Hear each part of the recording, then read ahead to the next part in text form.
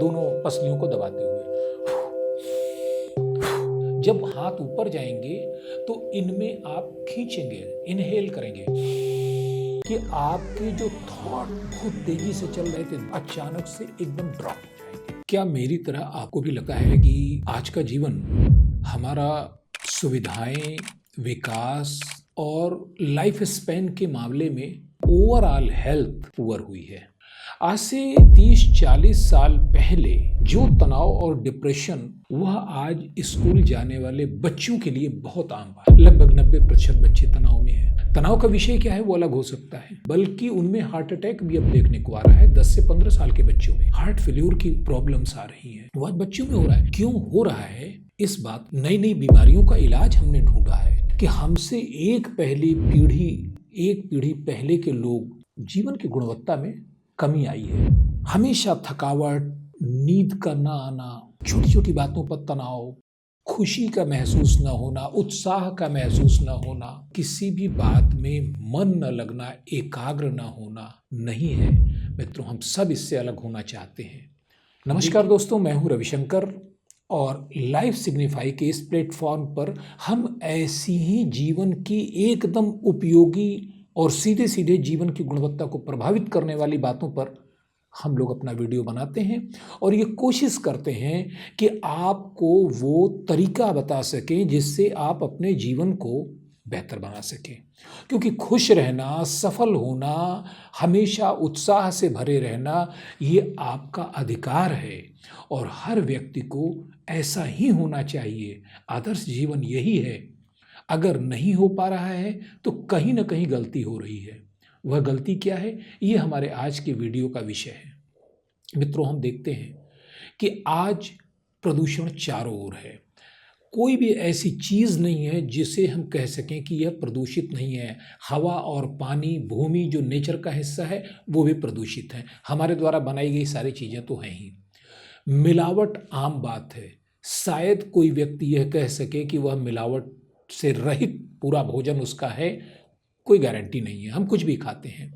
Fast food, junk food ये हमारे life style का हिस्सा बन चुके हैं और इन्हें हम हटा नहीं सकते। रेडियो नेटवर्क, वैज्ञानिक शोध ये कहते हैं कि तरंगें हमारे शरीर पर विपरीत प्रभाव डालती हैं। सेलुलर लेवल पर भी वो माइक्रो लेवल पर हमारा कहीं ना कहीं वो नेगेटिव इम्पैक्ट डालती हैं बॉडी पर, लेकिन हम उन्हें हटा नहीं सकते साहब। अभी 5G आया है, अभी इसके बाद 6G आना है। हम आगे बढ़ रहे हैं। करें क्या? कैसे जीवन को ठीक करें? तो इसका अगर हम उपाय ढूंढने की बात करें तो हमें पहली चीज़ नज़र में आती है कि भाई बेहतर खाना पीना हो, नियमित सोना जागना हो, हमारा सर्कैडियन रिदम ठीक ठाक हो, जिम जाते हों या कुछ ऐसा वर्कआउट करते हों, कार्डियो करते हों, आइसोमेट्रिक करते हों, तो हम स्वस्थ रहेंगे। लेकिन ये सच्चाई नहीं है। अच्छा खाना खाना क्या स्वास्थ्य की और लंबे स्वस्थ जीवन की गारंटी है? नहीं है। जिम जाना नहीं है। आपका सर्कैडियन रिदम आप ठीक कर लें, ये अद्भुत बात होगी। हालांकि आज के इस भाग दौड़ भले जीवन में जहां हर क्षण प्रतियोगिता में हम खड़े हैं, ये भी बड़ा मुश्किल काम है। लेकिन 2 उदाहरण मैं यहीं पर देना चाहूँगा जो आपको पूरा स्पष्ट कर देगा कि इनका रोल महत्वपूर्ण नहीं है। एक नाम है डिएगो माराडोना, पूरा विश्व जानता है, महान फुटबॉलर, और उनकी मृत्यु हुई 60 साल की उम्र में। कैसे मृत्यु हुई? हार्ट अटैक से हुई। अद्भुत बात है। फुटबॉलर जिसकी विटैलिटी, जिसके अंदर पावर, मसल्स, किसी चीज़ की कमी नहीं है, इतना काम करने वाला व्यक्ति, हार्ट और लंग्स फेल्योर के कारण मृत्यु हुई। दूसरा नाम लेते हैं माइकल जैक्सन, 50 साल की उम्र में मृत्यु हुई। कारण वही हार्ट फेल्योर और रेस्पिरेटरी सिस्टम का डिस्टर्ब हो जाना पूरी तरह। ये ऐसे लोग थे जिनके पास न पैसे की कमी थी, जिनका खाना भी अच्छा था, दवाएं भी जिनके पास थी, सब कुछ ठीक था, पूरा जीवन नियमित था। क्यों ऐसा होता है? इसके अलावा अगर इसको ठीक से समझना है तो अभी अभी कोरोना गया है 2 साल पहले, उसको याद कर लेते हैं। कोरोना के पीरियड में जितनी भी डेथ हुई हैं, सबकी तो पोस्टमार्टम हुई नहीं है, लेकिन जिनमें भी पोस्टमार्टम हुआ, रिसर्च किए गए, उनमें ये पाया गया कि उनका रेस्पिरेटरी सिस्टम का फेल्योर ये उनकी डेथ का कारण था, क्योंकि उसने एक्टिवेट और ट्रिगर किया मल्टी आर्गन फेल्योर को। तो एक बात समझ में आ जाती है कि इस शरीर में हम जो फिजिकल एनर्जी के लिए प्रोटीन, कार्ब और फैट और बढ़िया भोजन, ऑर्गेनिक फूड, दवाएं, सब कुछ ले रहे हों, सप्लीमेंट ले रहे हों, लेकिन वो काफ़ी नहीं है। तो फिर वो चीज़ क्या है जो इन सब के बाद बहुत ज़रूरी है? उसी पर आज हमारा वीडियो है। और दोस्तों, उसे कहते हैं एलेन विटाल या इम्पल्स ऑफ लाइफ। हिंदी में कहें तो प्राण शक्ति या जीवनी शक्ति। यह प्राण ऊर्जा ही है जो आपके स्वास्थ्य को इन सारी चीज़ों से, प्रदूषण से, जो भी मिलावट है, जो भी और हमारे ऑब्स्टेकल्स हैं, हमारे रेडियो वेव्स हैं, हमारी लाइफ स्टाइल है, भाग दौड़ है, इन सब के बीच अगर कोई चीज़ आपको स्वस्थ रख सकती है, सिर्फ प्राण ऊर्जा। और कैसे रखती है, इसको समझने के पहले अगर हम बॉडी के मैकेनिज्म को समझ लें तो प्राण ऊर्जा पर हमें समझना आसान हो जाएगा। एक ह्यूमन बॉडी को साइंस ये कहता है कि ह्यूमन बॉडी की लंग्स कैपेसिटी होती है अबाउट 5 to 6 लीटर, और अबाउट 80% हम कंज्यूम कर सकते हैं, क्योंकि 20% हवा हमेशा फेफड़ों में भरी रहती है। अब 80% अगर कंज्यूम करते हैं तो वो आता है लगभग 4.5 लीटर या 5 लीटर।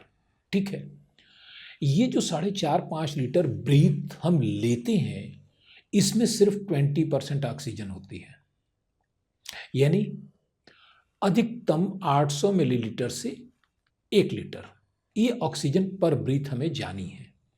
और नेचुरल जो ब्रीदिंग साइकिल है वो है 12 से 15। इतनी सांसें 1 मिनट में होनी चाहिए। ठीक है, तो अगर हम कुल मान लें कि लगभग 1 मिनट में 10 लीटर ऑक्सीजन बॉडी को मिलनी चाहिए, ये तो एक नेचुरल और नॉर्मल और हेल्दी तरीका हो गया। फैक्ट क्या है?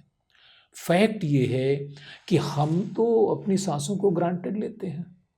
हमें लगता है कि साहब जब तक जीवित है सांसें चल रही हैं, लेकिन इन सांसों पर हमने कभी ये नहीं सोचा कि ये वास्तव में केवल हवा नहीं है, इनमें एक एनर्जी भी है जो नेचर से आती है। और यही कारण है कि भारत की योग परंपरा में इसे वायु नहीं कहा गया, इसे प्राण वायु कहा गया, प्राण ऊर्जा कहा गया।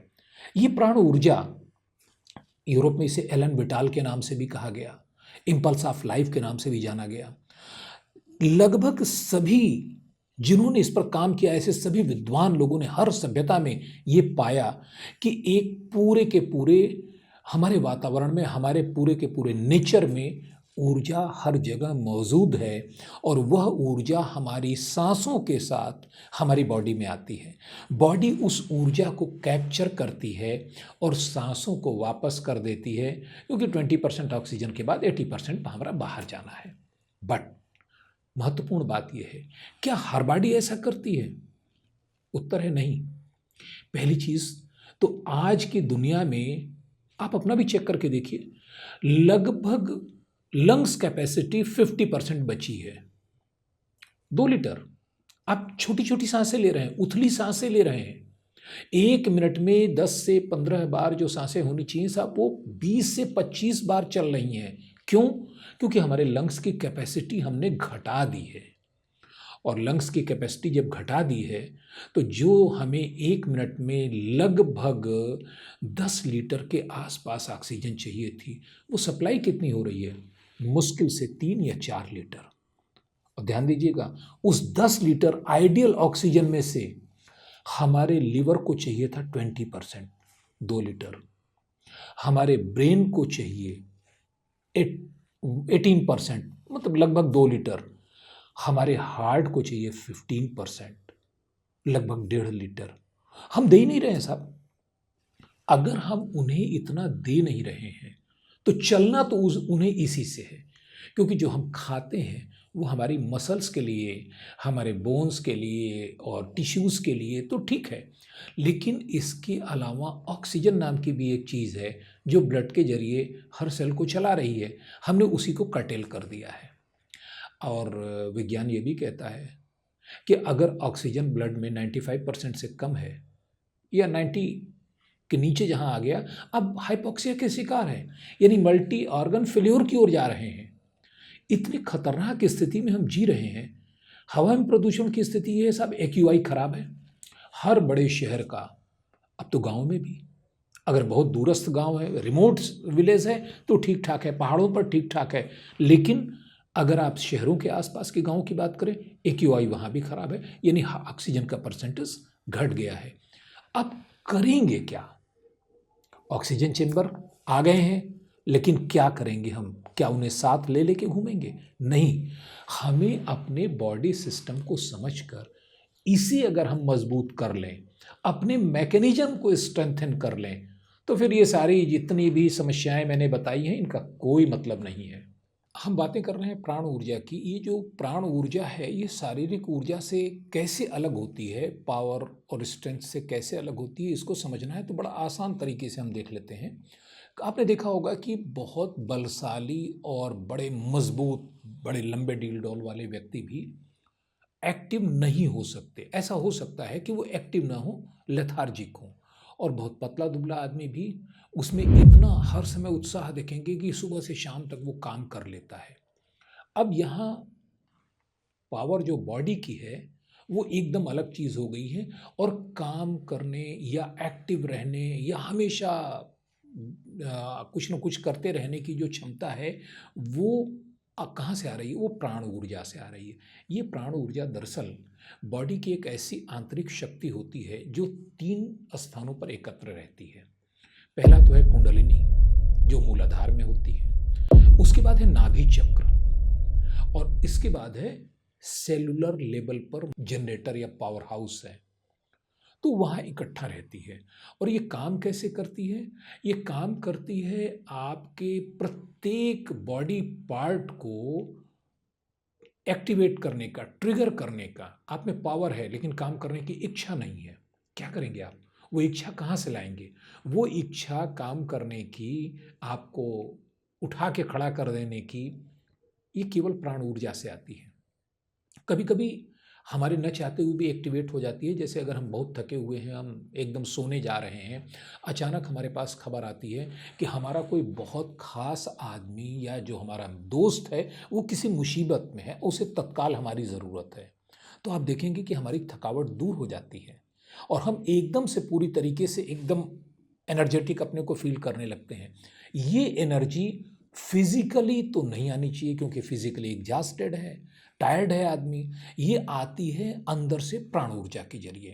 तो प्राण ऊर्जा इस प्रकार से काम करती है, और अगर ये अच्छी मात्रा में शरीर में है तो आपको हमेशा हमेशा एकदम विगोरस रखेगी, एक्टिवेटेड रखेगी, खुश रखेगी, और आपको हर चैलेंज के सामने खड़े होकर आगे बढ़ने के लिए तैयार रखेगी। क्योंकि हमेशा ये ध्यान रखिएगा कि हम जीतना चाहते हैं जीवन में। हर व्यक्ति आगे बढ़ना चाहता है, चुनौतियों से निकलना चाहता है और चुनौतियों पर विजय प्राप्त करना चाहता है, लेकिन ऐसा हो क्यों नहीं पाता? क्योंकि जीतता वही है जो खेल में हो या जीवन में हो, देर तक टिके रहने की क्षमता रखता हो। माइक टायसन के तो ज़्यादातर मैचेज ऐसे थे। माइकल होलीफील्ड को ले लीजिए, मोहम्मद अली को ले लीजिए, इनके कभी मैचेस देखिए, बहुत ज़्यादा पिटने के बाद, चोटें खाने के बावजूद अचानक अंदर जैसा लगता है कि स्पार्क हो गया, किसी ने बटन दबा दिया। वो एनर्जी इनके प्राण ऊर्जा की थी। हमने अपनी ऊर्जा पे काम नहीं किया है, लंग्स की कैपेसिटी घट गई है, तो तरीका क्या है? क्या जल्दी जल्दी ढेर सारी सांसें लें? नहीं, ये बहुत खतरनाक बात है, क्योंकि जितनी ज़्यादा सांसें होती हैं उतने ज़्यादा फ्री रेडिकल्स बनते हैं बॉडी में, और ये फ्री रेडिकल्स काम करते हैं सेल को तोड़ने का। ब्लड में घुलकर ये बॉडी के हर पार्ट में पहुंचते हैं और डीजनरेशन को बढ़ावा देते हैं, जिससे एजिंग का प्रोसेस तेज हो सकता है। और अगर उदाहरण लें तो एकदम बात क्लियर है। एक खरगोश या डॉग का जो एवरेज ब्रीदिंग होती है वो 30 से 50 के बीच पर मिनट होती है, और उनकी एवरेज एज जो है वो भी 8-10 साल 12 साल के बीच में होती है। लेकिन एक टर्टल, उसकी ब्रीदिंग साइकिल होती है मैक्सिमम 3 to 5 पर मिनट, और उसका लाइफ स्पैन होता है अबाउट 300 ईयर्स। योगियों को देख लीजिए, योग पर तो इससे बहुत काम हुआ है। उन्होंने अपनी सांसों को और अपने हार्ट रेट को घटाकर अपने लाइफ स्पैन को बढ़ा दिया, और सिर्फ लाइफ स्पैन नहीं बढ़ा बल्कि ओवरऑल हेल्थ। तो सांसों से ओवरऑल हेल्थ का क्या लेना देना है, इसके लिए आपको जानना होगा टेलोमेयर का। एक्चुअली जो हमारा एजिंग प्रोसेस है बड़ा रोचक है। ये एजिंग प्रोसेस होता है सेल डिवीज़न पर। हमारे सेल एक निश्चित समय में डिवाइड होते हैं, एक नए सेल को बनाते हैं, पुराना सेल समाप्त हो जाता है। ये सभी को मालूम है, प्राइमरी लेवल का है। लेकिन ये नहीं, बहुत कम लोगों को मालूम है कि सेल डिवीज़न को नियंत्रित कौन करता है, इसको कंट्रोल कौन करता है। इसको कंट्रोल करता है टेलोमेयर नाम का क्रोमोसोम, जो हमारे डीएनए की कैपिंग होती है। और ये कैपिंग कैसी होती है, जैसे हमारा शू लेस होता है, जूते का फीता, उसके दोनों सिरों पर आप देखेंगे तो कुछ मेटल का या प्लास्टिक का एक कैप जैसा लगा रहता है, जो उसे डिटोरिएट होने, बिखरने से बचाता है। और कभी अगर वो टूट जाए, बचपन में अक्सर ऐसा होता है कि अगर वो टूट जाए तो फीता भी बहुत जल्दी ख़त्म हो जाता है। अब ये टेलोमेयर बचाता तो है, लेकिन एक इसका नेचर ये है कि हर सेल डिवीज़न पर ये छोटा हो जाता है, थोड़ा सा इसका हिस्सा कम हो जाता है। और अगर टेलोमेयर धीरे धीरे कम होते होते समाप्त हो जाता है तो फिर वहीं से हमारा डीजनरेशन पीक पर चला जाता है, और हर सेल डिवीज़न के साथ हमारी एजिंग प्रोसेस बढ़ती है। तो इस सेल डिवीज़न का जो संबंध है, सीधे सीधे साइंस में जो रिसर्च हुई है, उन रिसर्च से ये पता चलता है कि इस सेल डिवीज़न का संबंध 3 बातों से है। Number 1, breathing. ब्रीदिंग पर मिनट, ऑक्सीजन लेवल। तो पर मिनट ब्रीदिंग घटा के ऑक्सीजन लेवल अगर बढ़ाया जा सके तो हम सेल डिवीज़न की स्पीड को धीमा कर सकते हैं, क्योंकि जितना धीमा सेल डिवीज़न उतना लंबा लाइफ स्पैन और उतना बड़ा टेलोमेयर, और जितना बड़ा टेलोमेयर उतना स्वस्थ जीवन, हर प्रदूषण और बाकी चीज़ों से लड़ने लायक जीवन, क्योंकि हमारे शरीर में मैकेनिज्म तो पूरा है, लड़ तो लेते हैं हम, बशर्ते ताकत भी हो। तो अब इस टेलोमेयर को बढ़ाने और ऑक्सीजन लेवल को बढ़ाने और सांसों को घटाने के साथ सेल डिवीज़न को हम धीमा कर सकते हैं। दूसरी चीज़ है हार्ट रेट। हार्ट रेट भी बड़ा महत्वपूर्ण है। हार्ट रेट नॉर्मल 70 से 80-82 के बीच में, लेकिन खिलाड़ियों का, योगियों का, वो आपने पढ़ा भी होगा कि हार्ट रेट 60 होता है, 55 और 60 होता है। 55 और 60 होने का अर्थ है कि उनका सेल डिवीज़न बहुत धीमा है, और सेल डिवीज़न धीमा है तो उनका शरीर बहुत स्वस्थ और लंबा जिएगा। तीसरी चीज़ जो बड़ी महत्वपूर्ण है वो है मेटाबॉलिज्म। साइंस ने ये भी पता लगाया है कि अगर मेटाबॉलिज्म बहुत तेज है तो आपका सेल डिवीज़न की स्पीड तेज होगी, टेलोमेयर के ख़त्म होने की स्पीड तेज होगी, एजिंग फास्ट होगी। अब साहब हमें तो बताया ही गया है कि साहब मेटाबॉलिज्म बहुत तेज करो, मेटाबॉलिज्म बहुत तेज करो, लेकिन ये तो आपने भी देखा होगा, बैटरी फास्ट चार्ज होने वाली है तो डिस्चार्ज भी उतनी जल्दी होती है। मेटाबॉलिज्म का मतलब ये होता है कि स्पार्क ऑफ एनर्जी, कितना तेज आप पैदा कर रहे हैं, लेकिन जितना तेज आप पैदा करने के लिए कोशिश करेंगे मेटाबॉलिज्म फास्ट करके, लाइफ स्पैन घटता है। ये एकदम प्रमाणित बात है। मेटाबॉलिज्म उन जानवरों में बहुत धीमा होता है जिनकी उम्र बहुत लंबी होती है, जैसे टर्टल है, क्रोकोडाइल है, इन सब में बहुत धीमा होता है और आयु लंबी होती है, और जिनमें बहुत फास्ट होता है उनकी एज कम होती है। तो अब हम अपने साथ क्या करें, सवाल ये है, क्योंकि समाधान तो इसी में छिपा है। चलिए समाधान की बात करते हैं। योगियों और एथलीटों की जो रेस्पिरेटरी सिस्टम है उसमें कैपेसिटी होती है, उनकी लंग्स में कैपेसिटी होती है कि वो 100% अपने को यूटिलाइज करके पूरी सांस ले सकें। हमने तो अभ्यास नहीं किया है तो सब हमारे लंग्स हो गए हैं कमज़ोर, और लंग्स को बढ़ाने के चक्कर में हम सोचते हैं कि साहब थोड़ा एक्सपेंशन करें चेस्ट का, जिम वगैरह जाएं तो बढ़ जाएगा। नहीं बढ़ता है। क्यों? बॉडी स्ट्रक्चर ऐसा है कि हमारे लंग्स एक केज में रहते हैं, पसलियों के केज में। ये रिब्स जो हैं स्टील से मजबूत होती हैं, तो लंग्स इनको बढ़ा पाएंगे? भूल जाइए, कुछ नहीं होना है।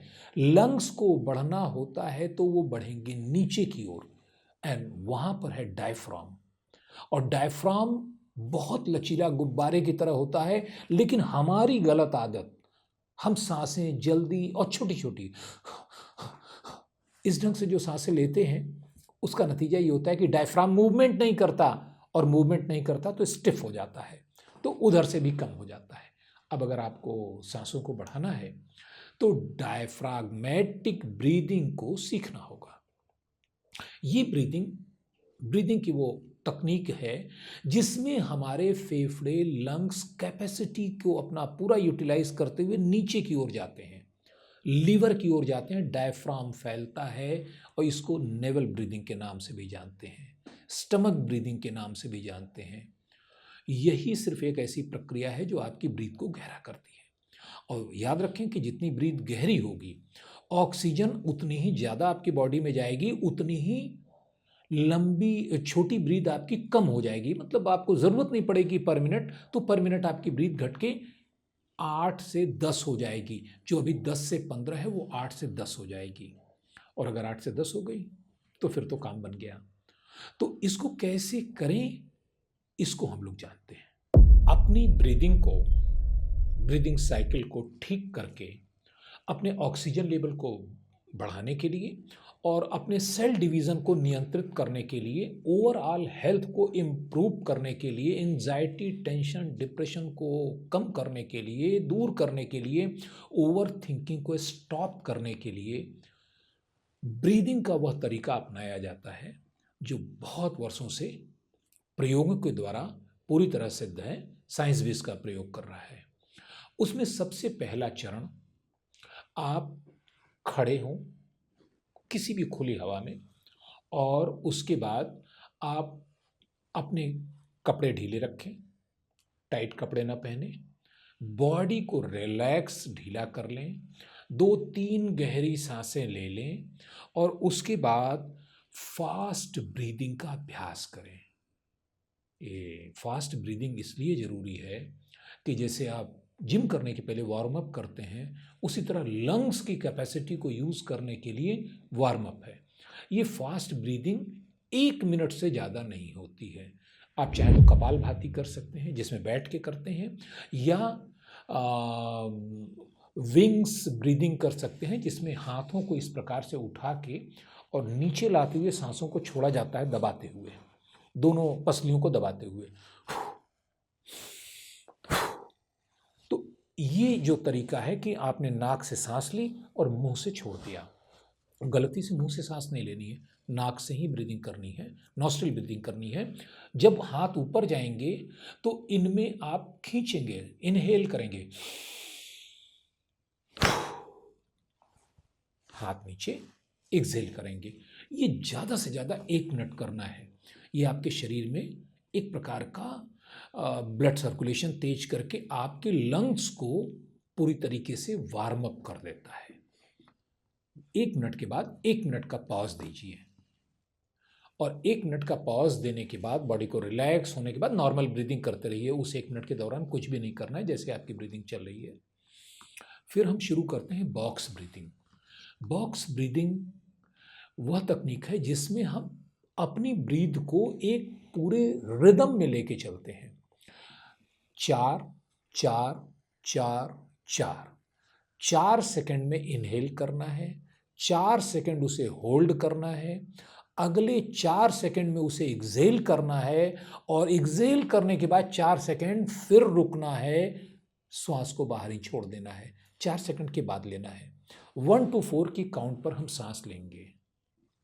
1 2 3 4, रोकिए, 1 2 3 4, एक्सहेल, 1 2 3 4, स्टॉप, 1 2 3 4, फिर लीजिए।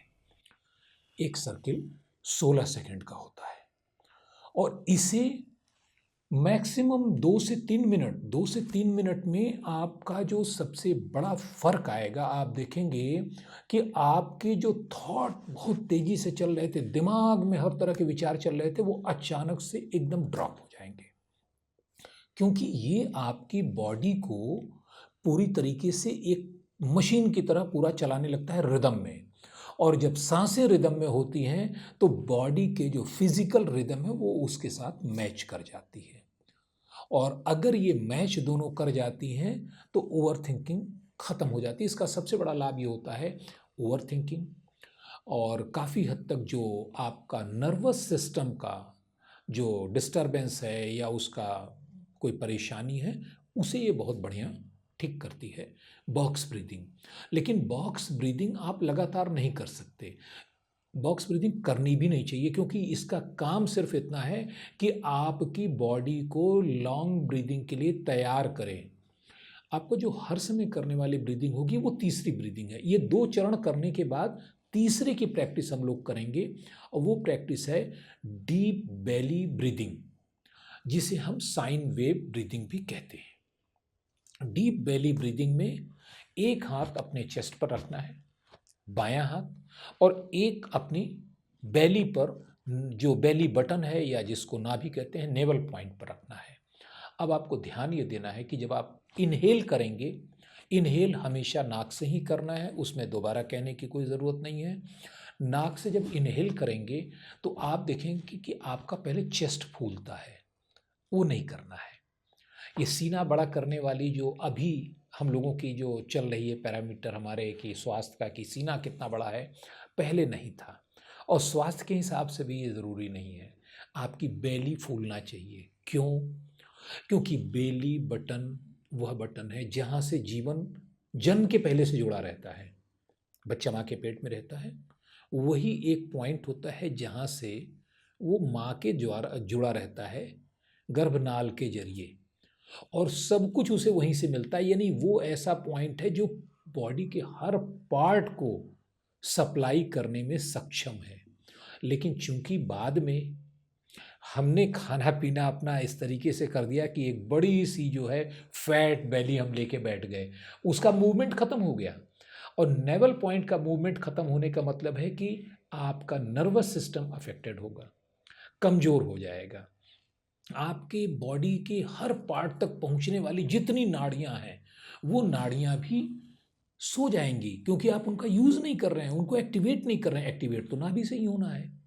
और सबसे बड़ी चीज़ ये होती है कि नाभि एक्टिवेट का मतलब इंटेस्टाइनल जो उसका मूवमेंट होता है, इंटेस्टाइनल मूवमेंट, ये एक सिंक्रोनाइज्ड मूवमेंट होता है जो डाइजेशन को भी नियंत्रित करता है और आपके पेट को क्लियर करने को भी नियंत्रित करता है। अगर ये एब्जर्व्ड वे में हो जाए तो हम उसे कहते हैं आईबीएस, इरिटेटिंग बाउल सिंड्रोम, जो आज 90% लोगों की प्रॉब्लम है कि साहब हम कुछ भी खाते हैं हमेशा भारी लगता है, पेट में साफ नहीं होता है। सुबह दवाएं लेते हैं साहब, कायम चूर्ण लेंगे, ये सब गोल लेंगे, पता नहीं क्या क्या लेंगे। लेकिन विज्ञान भी कहता है और योग भी कहता है कि अगर आपका नेवल पॉइंट एक्टिवेटेड है तो इसकी ज़रूरत ही नहीं है। आपका इंटेस्टाइन मूवमेंट सही होगा, आपका लीवर, फैटी लीवर जो प्रॉब्लम है वो नहीं होगी। तो नेवल पॉइंट को एक्टिवेट करना है। अब डीप बेली ब्रीदिंग में हम करते ये हैं कि सांसों पर इस प्रकार से हम सांसें लेंगे कि हमारा चेस्ट का हिस्सा नहीं फूलेगा, हमारा बेली बटन फूलेगा।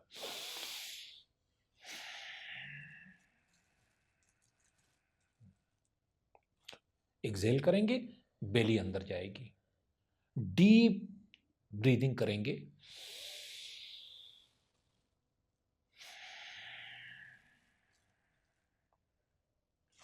अपने बेली बटन को अंदर जाते हुए फील कीजिए और ध्यान दीजिए कि जितनी ज़्यादा सांस बाहर हम एक्सेल कर सकते हैं उतना करेंगे। सांसों की एक्सेल करने की प्रैक्टिस ज़्यादा ज़रूरी है बनिस्बत लेने के, क्योंकि इनहेल तो बॉडी ऑटो मोड पर करेगी ही करेगी। कभी ऐसा नहीं संभव है कि आपने सारी सांसें छोड़ दी तो बॉडी वापस ऑक्सीजन न ले। तो आप एक्सेल कितना ज़्यादा कर पाते हैं इस पर, लेकिन इनका एक रिदम, रिदम ये है कि अगर आपने 5 सेकंड में इनहेल किया या 6 सेकंड में इनहेल किया तो अगले 6 सेकंड में ही एक्सहेल करना है। बस इसकी यही खूबी है डीप बेली ब्रीदिंग की, जो इसे साइन वेव ब्रीदिंग बना देती है। साइन वेव वो देखा होगा आपने, ऐसे सिग्नल्स होते हैं, वेवी जो सिग्नल होते हैं कि जिसमें अप एंड डाउन दोनों बराबर होते हैं फ्रीक्वेंसी के, उसी तरीके से ये है। अब ये डीप बेली ब्रीदिंग का अभ्यास करना है सुबह सुबह। जब भी उठते हो कोशिश कीजिए कि जल्दी उठ जाएं, क्योंकि जल्दी उठने पर ऊर्जा का स्तर अच्छा रहता है। उसमें डीप बेली ब्रीदिंग का अभ्यास आपको कम से कम 5 मिनट करना है। बाकी के लिए मैंने मना किया, 1 मिनट आपको जो है वो करना है, फास्ट ब्रीदिंग करनी है, और मैक्सिमम आपको 2 से 3 मिनट जो है बॉक्स ब्रीदिंग करनी है। लेकिन कम से कम 5 मिनट डीप बेली ब्रीदिंग करनी है। और इसमें अच्छी बात यह है कि इसको आप लेट कर या बैठ कर दोनों स्थितियों में कर सकते हैं। आराम से घास पर लेट जाएं, खुले में लेट जाएं, लेट कर करें। 5 मिनट कम से कम, ज़्यादा से ज़्यादा कितना, जितना आपकी इच्छा हो।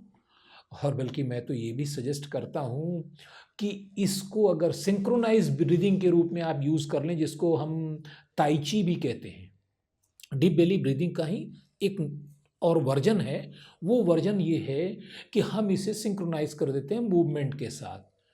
चाइना में, जापान में बहुत बहुत ज़्यादा उपयोग किया जाता है स्वस्थ रहने के लिए। और आपको पता है कि जापान में जीवन का औसत सबसे ज़्यादा है, स्वस्थ जीवन का औसत सबसे ज़्यादा है। 100+ के लोग वहाँ बहुत कॉमन सी बात है, क्योंकि वो ताई ची का अभ्यास करते हैं। अब ताई ची सिर्फ इतना होता है कि आपकी ब्रीदिंग आपके मूवमेंट के साथ होती है। आप पैदल चल रहे हैं, 1 2 3 4, 4 कदम तक आप इनहेल करेंगे और अगले 4 कदम में एक्सहेल करेंगे। इसी तरह किसी भी खेल में अपने मूवमेंट के साथ सिंक्रोनाइज किया जाता है, उसको कहते हैं ताई ची। लेकिन उसको हम लोग किसी अगले वीडियो में बहुत अच्छी तरीके से समझेंगे, उस पर अभ्यास भी करेंगे। तो आज आपने ये सीखा कि आपको अगर अपनी प्राण शक्ति को बढ़ाना है और वापस अपने जीवन की ऊर्जा को, उत्साह को, उमंग को पाना है और मुकाबला करना है इस सारी समस्याओं से जिनको हम हटा नहीं सकते, चाहे प्रदूषण हो, चाहे मिलावट हो, चाहे खराब एक्यूआई हो, चाहे रेडियो तरंगे हो, डिप्रेशन, एंजाइटी, इनको हमें हराना है, इनसे निजात पाना है, इनसे छुटकारा पाना है और ओवर थॉट को स्टॉप बोलना है। इन सब का एक उपाय है, अपनी प्राण ऊर्जा को हमें बढ़ाना है। और प्राण ऊर्जा बढ़ाने की ये 3 तरीके निश्चित रूप से आपको 1 महीने के अंदर अंदर अद्भुत चमत्कार देंगे।